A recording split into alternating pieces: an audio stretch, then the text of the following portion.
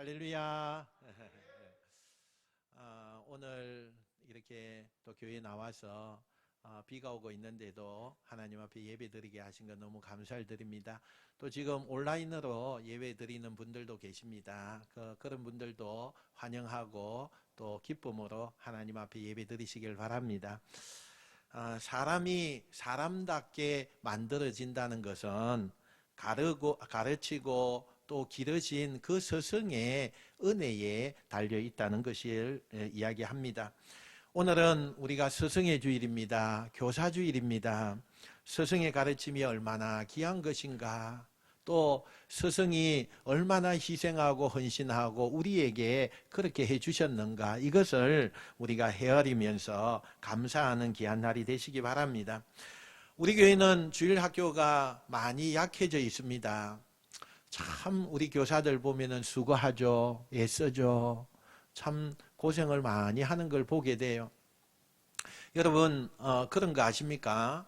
학생들이 많으면요, 거기에 또 따라서 수고하고 애씀이 많아요. 그러나 학생이 적으면요, 거기에 따라서 부담감이 있고 또 그게 얼마나 고생을 하고 힘든 일인지 그걸 우리가 볼 수가 있습니다. 여러분이 교사들 볼 때마다 격려해 주시고 또 밖에서 주일 학생들이 보이면 전도해 주셔서 우리 교회가 다음 세대가 부흥되는 그런 은혜가 있으시길 바랍니다. 오늘 본문의 이야기는 엘리사 이야기예요. 엘리사의 선생님이 누구냐 하면 엘리야예요. 좋은 선생님 밑에 좋은 제자가 나오는 거예요. 오늘 좋은 선생님 때문에 엘리사는요, 훌륭한 선지자가 됩니다. 엘리사가 얼마나 훌륭하고 얼마나 유명했느냐 하면 딱 단적인 예로 엘리사가 당시에 굉장한 능력, 또 엘리사의 가르침이 얼마나 탁월했던지 이 엘리사의 제자가 되겠다고 전국에서 인산인해로 이렇게 모여들었어요.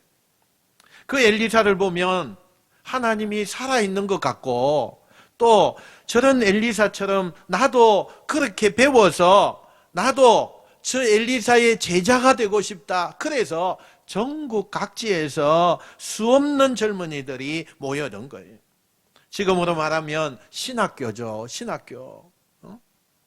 선생님 밑에 나는 주의 종이 되고 선지자가 되고 싶다. 수많은 그 젊은이들이 몰려드는데 너무너무 많은 거예요. 너무너무 많이 왔어요.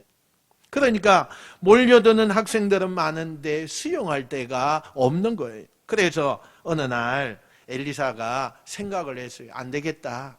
이렇게 하다가는 저 많이 오는 학생들을 다 가르칠 공간이 없으니까 뭔가 수를 내야 되겠다. 그렇게 해서 생각한 것이 건축을 하자.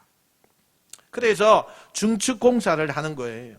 원래 기존에 있는 것보다 더 크게, 이 많은 학생들을 수용하기 위해서 더 크게 그렇게 학교를 지어가지고 배우는 학생들을 다 수용해서 그 학생들에게 가르쳐야 되겠다. 그렇게 생각을 하고 이제 준비하려고 하다 보니까 필요한 것이 뭐예요? 나무예요, 나무.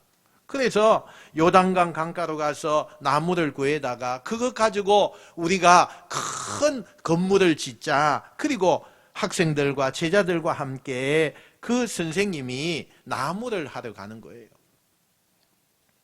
여러분 이거 다 성경에 나오는 이야기예요. 그런 눈으로 저를 쳐다보지 마시고.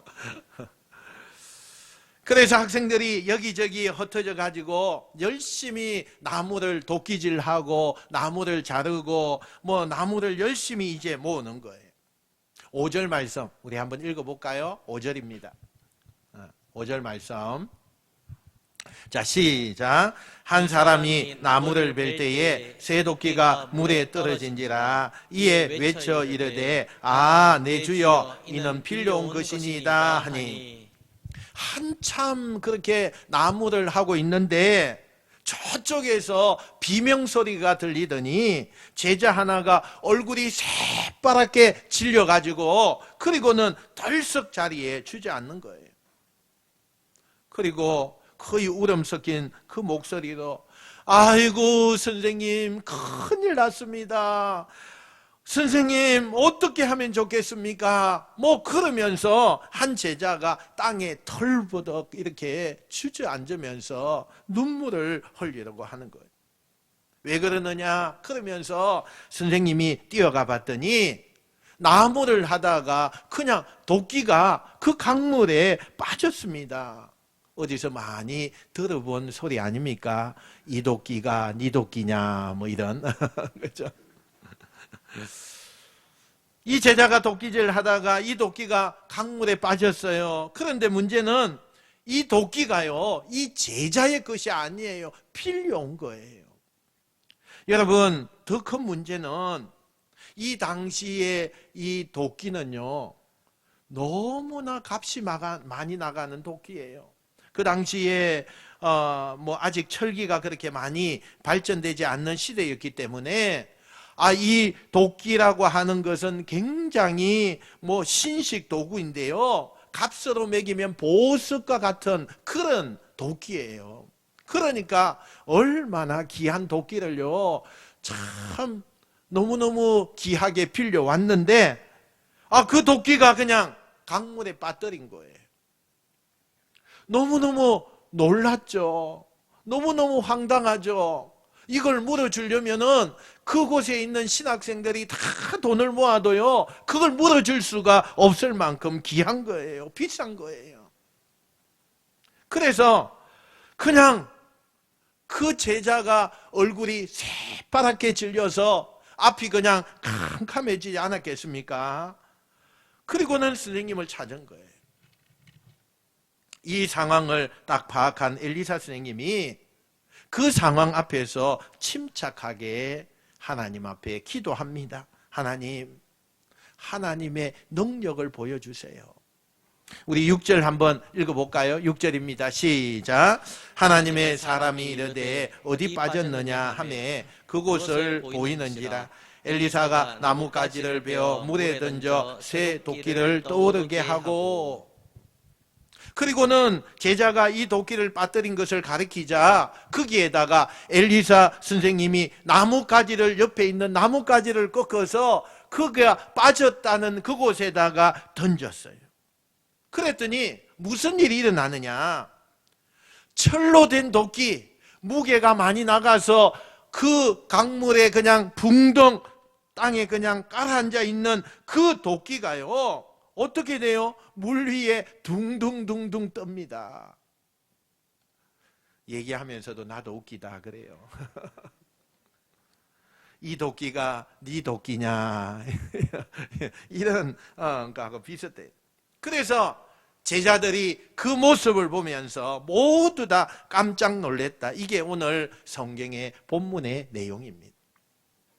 지금 이 엘리사의 이야기를 여러분 들으면서 이게 뭐 무슨 전래 동화에나 나오는 이야기야, 응? 또 실제로 뭐 이런 일이 일어날 수 있을까? 너무 좀 성경이 좀 유치스럽지 않은가? 뭐 이런 생각이 들 만큼 그런 얘기, 오늘 제가 그런 얘기를 일부러 본문을 선택했어요. 여러분, 왜 이런 생각이 들까요? 왜 우리에게 이 성경 얘기가 무슨 전래 동화에나 나올 뻔한 그런 얘기로 우리가 알아들을까요? 이 도끼가 네 도끼냐 이런 얘기하고 비슷한 것처럼 우리가 이야기를 그렇게 마음속에 생각을 하게 될까요? 그것은 우리가 이미 학습되었기 때문에 우리가 살아가면서 우리의 경험이나 우리의 이성이나 우리가 살아가는 상식으로는 이게요, 가능성이 없는 이야기인데, 그런 가능성이 없는 일이 성경에 나오고 그 성경 이야기를 하면 우리는요, 그걸 우리의 마음속에다가 좀 받아들이기가 힘들어요. 여기에서 제가 여러분에게 이 이야기를 의도적으로 한 이유가 있어요. 말 안 되는 소리 같잖아요. 나도 얘기하면서 좀 웃긴다고 얘기했잖아요. 어떻게, 아니 그 도끼가 빠졌는데 그 도끼 빠진 곳에다가 나뭇가지를 꺾어서 그곳에 던지니까 도끼가 다시 물 위에 떠올라. 이런 얘기를 가지고 어떻게 복음이라고 하고, 이런 이야기를 가지고 성경의 이야기라고 사람들에게, 아이들에게 전하고 가르칠 수가 있을까? 이건 우선 여러분 불가능한 일이 아닙니다. 실제로 일어날 수 있는 일입니다. 어떻게 해요? 하나님이 행하시면, 하나님이 그곳에 개입하시면, 여러분 하나님이 개입하시면요, 도끼가 물 위에 뜨는 것뿐만 아니라 죽은 나사로가 살아납니다. 할렐루야. 예수님께서 죽은 지 사흘 만에 그 문을 열고 부활하는 그런 놀라운 은혜가 임합니다. 없는 것이요 창조되어지는 일이 일어납니다. 믿습니까? 이 일을 우리가 가슴으로 그렇게 와닿지 않는 이유가 도대체 뭡니까? 이게 스승인 엘리사 선생님이 한 일이야. 선생님이 놀라운 능력으로 이 일을 행했어. 선생님이 그 탁월함이 있으니까 그 탁월함으로 이 일이 이루어진 거야 라고 하면 이 이야기는요 우리가 마음으로 받을 수가 없어요. 우스운 이야기죠. 이 이야기가요 너무 믿어지지가 않아요. 그런데 이 이야기를 스승인 엘리사가 한 게 아니라 하나님이 하신 거고, 엘리사는 단지 하나님 앞에 쓰임받는 도구였을 뿐이고, 하나님이 역사하고 하나님이 그곳의 주인이 되시고 하나님께서 연출하신 거라면, 하나님이 행하신 거라면 말이 달라지는 거예요. 사람이 했다고 생각하면 말이 안 되는 얘기예요. 그러나 하나님이 행하신 일이고 하나님이 그곳에 주인이 된다고 우리가 이야기한다면 얼마든지 우리는 믿음으로 받아들일 줄로 믿습니다. 혹시 이 자리에 내 현실이, 내 앞뒤가 너무 막혀서 말로 할 수도 없고 그 고통은 이루 말할 수 없이 너무너무 커서 절망하는 분이 계십니까? 혹시 주변에 그런 분이 계실지도 모르겠어요. 답답해요. 안타까운 마음이, 안타까운 일들이 우리 주변에 너무 많이 일어나는데 이런 문제를 해결할 수 있는, 도와줄 수 있는 그런 방책이 하나도 없어요. 여러분 그렇게 고민하고 계시는 분이 계십니까? 답답해서 가슴만 치고 앉아있는 그런 분이 계십니까? 우리의 상식으로는요 이런 문제를 쉽게 해결할 수 없는 문제라고 생각을 해요. 그런데 여러분, 내가 그 문제를 쉽게 해결하는 방법이 뭔 줄 알아요? 내가 하는 게 아니에요.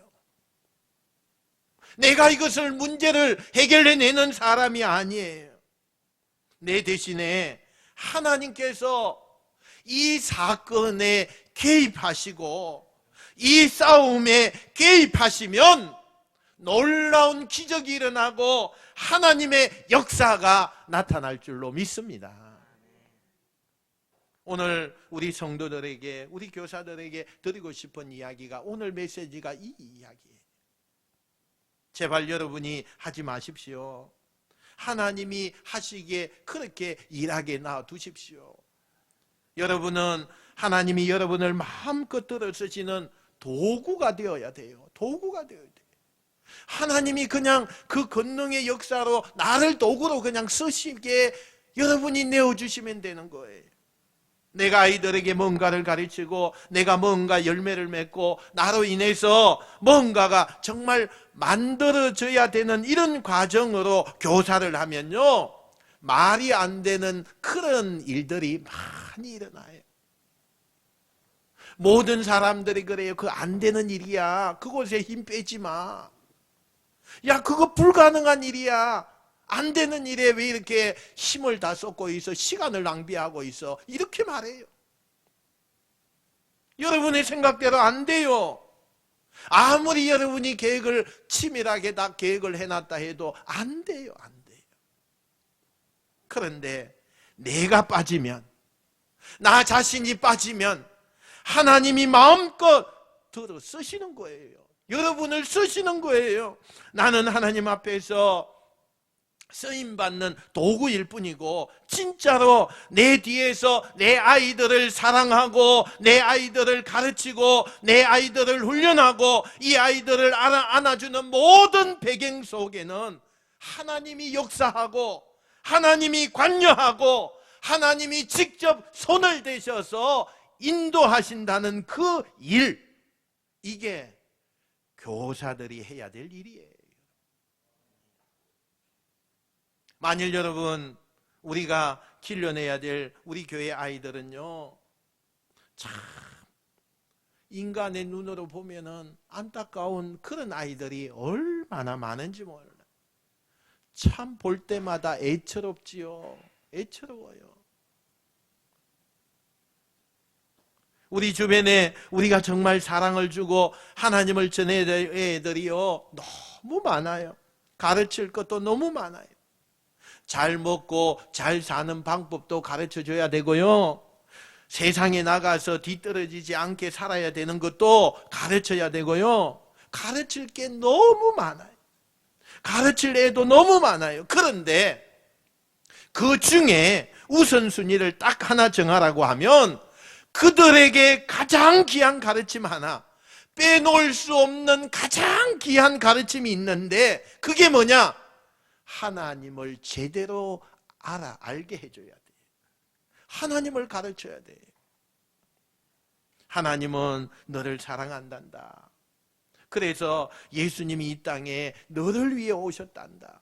그 예수님께서 이 세상에 너를 위해 오셔서 자기의 몸을, 그냥 생명을 우리를 위해서 바쳤단다. 하나님은 이 세상을 만드신 주인이시고 그 하나님은 지금도 이 모든 것을 다스리고 계신단다.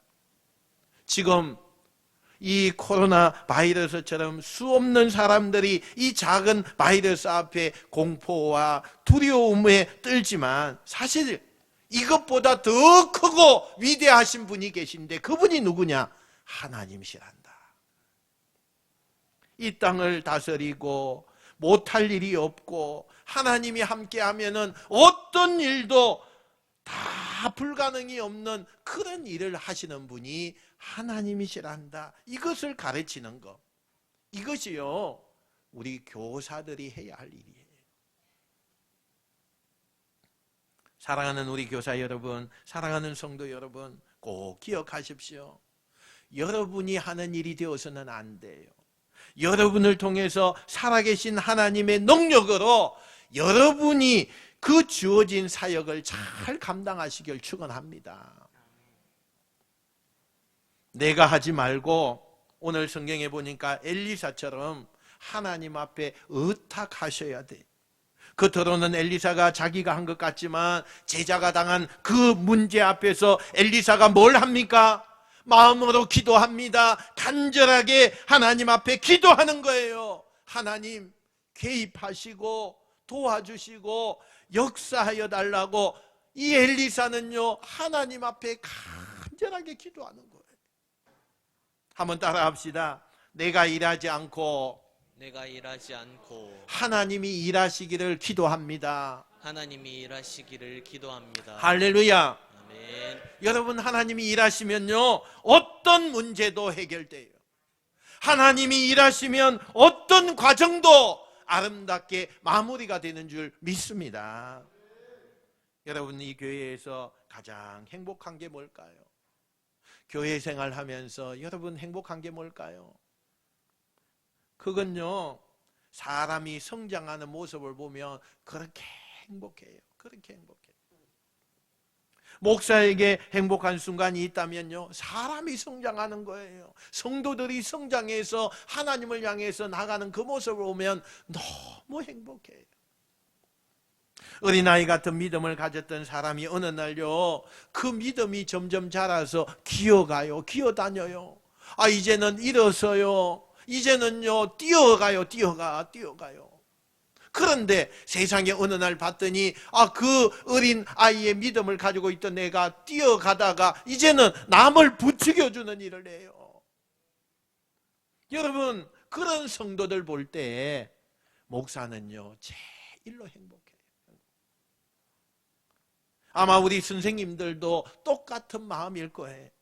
아주 작은 아이였고 개구장이었고 정말 이 아이가 앞으로 뭐가 될까 이것을 몰랐는데 어느 날 이 아이가 하나님의 사랑으로요 나의 사랑을 가지고요 받아서 이 아이가 변화되는데 어젓하게 어른이 되어 있고 자기가 갈 길을 가면서 하나님 앞에 쓰임받는 한 인생이 되어지는 것을 볼 때 여러분에게 가장 인생에서 잘한 일 중에 하나가 그런 과정을 보게 되는 줄로 믿습니다.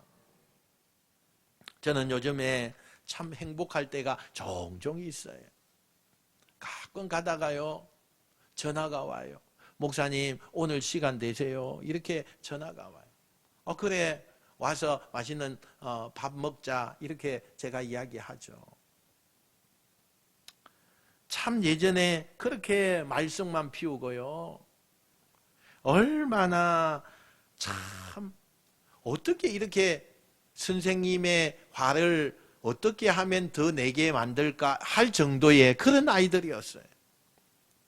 그런데 성인이 되어서 이제는요 저보다 더 좋은 자가용을 몰고 와요. 그리고는 목사님 저희들 결혼합니다. 기도해 주세요. 야, 이런 거 보면은 얼마나 행복한지 몰라요. 참 행복해. 이제는 시기가 그래서인지 계속 제자들이 찾아옵니다. 벌써 유년부 아이들이 컸어요. 중등부 아이들이 다 컸어요. 대학부 아이들이 다 커서 청년들이 나이를 먹었어요. 이제는 찾아와요. 참 예전에는 속상한 일이 많았습니다. 말도 지독히 안 듣는 그런 아이들이었어요. 어떤 때는 혼내기도 하고요. 어떤 때는 혼내다가 지쳐서 서로 붙잡고 울면서 기도하기도 하고요. 제자 훈련 시킨다고 그렇게 모질게 그렇게 막 하기도 했었어요. 이런 아이들이 벌써 다 커서 이제는 결혼도 하고 아이도 낳고 부모가 되어 있는 모습을 볼 때에요. 목사는요 얼마나 그 모습을 볼 때 기쁜지요. 얼마나 행복한지. 이게 여러분 교사가 인생에서 제일 잘한 것 중에 하나라고 봐요.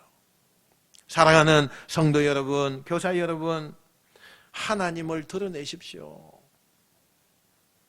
내가 나타나는 것이 아니라 하나님을 드러내십시오. 참다운 선생님이 정말 필요한 이 시대, 참다운 선생님이 정말 필요한 우리 교회, 그냥 여러 부서 중에서 내가 쉽게 할 수 있는 부서라고 생각을 하고 그냥 가서 앉아 있으면 되는 거지라고 생각하지 마시고 하나님이 여러분이 가장 적당한 곳에 하나님이 쓰시기 위해서 가장 좋은 곳에 여러분을 부르신 줄로 알고 여러분을 통해서 많은 학생들에게 하나님을 보여주게 되는 놀라운 은혜가 우리 교사들 통해서 나타나시길 축원합니다. 세상의 학문으로, 세상의 과학으로, 세상의 어떤 문화로 다 보여줄 수 없는 일을 하나님을 통해서 보여주시는 여러분 되시길 바랍니다. 지금 여러분 과학으로 이 문제, 우리의 앞에 있는 문제가 설명될 수 있습니까? 첨단과학 앞에서도요 이 작은 폐렴, 이 바이러스 하나를 잡지 못해서 전 세계가 두려움에 떨고 있고 전 세계의 사람들이 죽음을 맞이하는 그러한 일들이 있어요. 우리의 자녀들에게 한번 설명해 보세요. 이 바이러스보다 더 크고 위대하신 하나님을요 여러분 보이셔야 돼요. 두려워 떨어야 될 바이러스를 가르치는 그런 선생님이 아니라 위대하신 하나님, 이 세상을 창조하시고 다스리시는 그 하나님, 말씀으로 창조하신 그 하나님이 지금도 우리를 통해서 우리 아이들에게 보여지게 되는 역사가 일어나시기를 축원합니다. 그러기 위해서 여러분 마지막 부탁을 합니다.